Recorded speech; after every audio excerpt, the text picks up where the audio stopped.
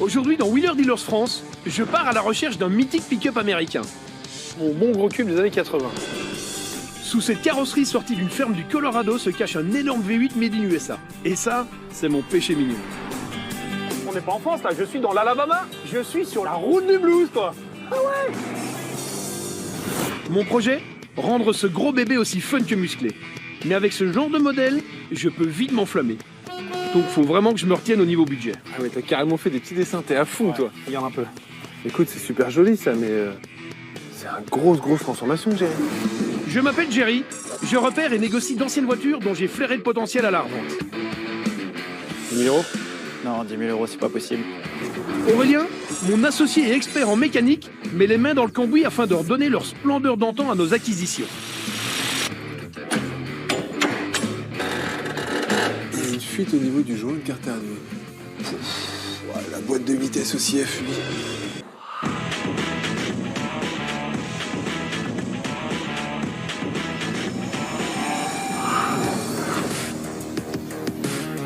Depuis quelques années, il y a un segment qui a vraiment le vent en poupe en Europe, ce sont les pick-up.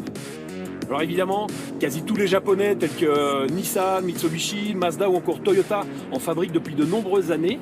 Mais aujourd'hui, même les Européens sont lancés dans l'aventure. Je pense à des marques qui n'en faisaient pas spécialement auparavant, telles que le Volkswagen ou même Mercedes qui est une marque de luxe. Moi j'ai envie de surfer sur la vague, mais en partant sur un modèle un peu plus ancien. Premièrement parce que je kiffe ça, puis ensuite je me dis quand même qu'il y a un fameux marché et surtout il y a un bon bénéfice à se faire. Alors évidemment, ceux qui ont toujours été la référence en termes de pick-up, ce sont les Américains. C'est un modèle d'abord qui reste abordable en termes de tarifs, et puis c'est un vrai utilitaire pur et dur. On le retrouvait vraiment partout à l'époque aux États-Unis. Tous les fermiers en avaient un, les artisans, on en retrouvait même dans le domaine militaire. Pensé avant tout pour satisfaire les besoins des professionnels, il est décliné dans un nombre incalculable de versions.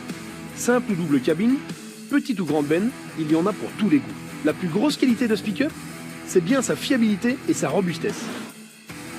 Ce colosse de plus de 2 mètres de large et près de 5 mètres de long était également capable de tracter de très lourdes charges grâce à son puissant moteur V8 qui développait, selon les versions, jusqu'à plus de 200 chevaux.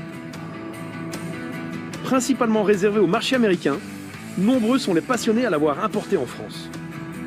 Si bien qu'aujourd'hui, on trouve quelques exemplaires de ce morceau d'Amérique à des prix très intéressants. Donc j'ai sûrement une très belle affaire à réaliser. C'est un peu comme une balle de ping-pong qu'on écrase. Sauf que là, la voiture, je peux pas la tremper dans l'eau bouillante pour pouvoir la redresser.